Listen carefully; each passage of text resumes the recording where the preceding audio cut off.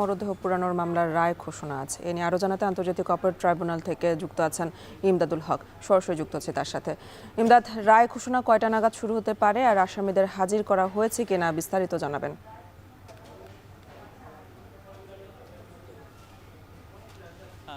আসামিদের হাজির করা হয়েছে কিছুক্ষণের মধ্যে। আমরা যেটা প্রাথমিকভাবে জানতে পেরেছি কিছুক্ষণের মধ্যেই রায় ঘোষণা শুরু হবে। মূলত গত রোববার রায় ঘোষণার জন্য আজকের দিনটি ধার্য রাখা হয়েছে এই মামলাটির জন্য। আমরা যদি আরেকটু বলি যে গত 20 জানুয়ারি রাষ্ট্র এবং আসামি পক্ষের যুক্তিতর্ক উপস্থাপন শেষ হয়, পরে এই মামলাটি রায় ঘোষণার জন্য অপেক্ষমান রাখা হয়।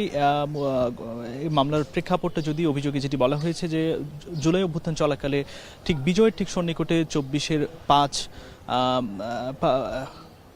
বিজয়ের ঠিক সন্নিকটে সেই দিন দুঃখিত সাভারের আশুলিয়ায়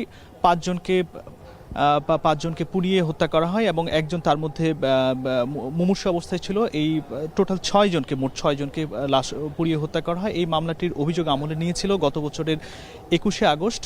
আমলে নেয়ার পর মোট 24 জন সাক্ষী এই মামলাটির জবানবন্দি দিয়েছেন। আমরা প্রসিকিউটরদের সাথে কথা বলেছি, তারা যেটি বলেছেন যে তারা ক্রিস্টাল ক্লিয়ার বা স্বচ্ছ কাচের মতো এটি প্রমাণ করতে সক্ষম হয়েছে। আসামিদের সর্বোচ্চ শাস্তি তারা মৃত্যুদণ্ড কামনা করেছেন। প্রসিকিউটররা যেটি বলেছেন যে মানবতার ইতিহাসে এটি একটি বর্বরতম হত্যাকাণ্ড। পৃথিবীর কোনো সভ্য দেশে কোনো পুলিশ বাহিনীর সদস্য এরকম তরুণ ছাত্রদেরকে নির্মমভাবে গুলি করে হত্যা করেনি। শুধু গুলি করে হত্যাই করেনি, 5 জন ছাত্রকে গুলি করে হত্যার পর এবং একজনকে মুমূর্ষু অবস্থায় তারা পুলিশের ভ্যানে তুলে সেই লাশগুলোকে কাঠখড়ি দিয়ে পেট্রোল দিয়ে পোড়ানো হয়েছে।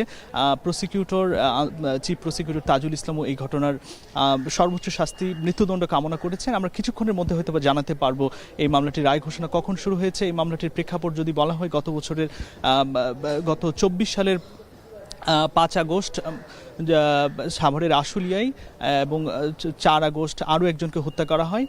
সব মিলিয়ে এই মামলায় প্রায় 313 পৃষ্ঠার নথি, 62 জন সাক্ষী এবং অসংখ্য তথ্য প্রমাণ, ভিডিও, প্রত্যক্ষদর্শীরা স্বাক্ষর দিয়েছেন। আন্তর্জাতিক অপরাধ ট্রাইব্যুনাল থেকে যুক্ত ছিলেন ইমদাদুল আজাদ। এখন বাণিজ্যের সময়।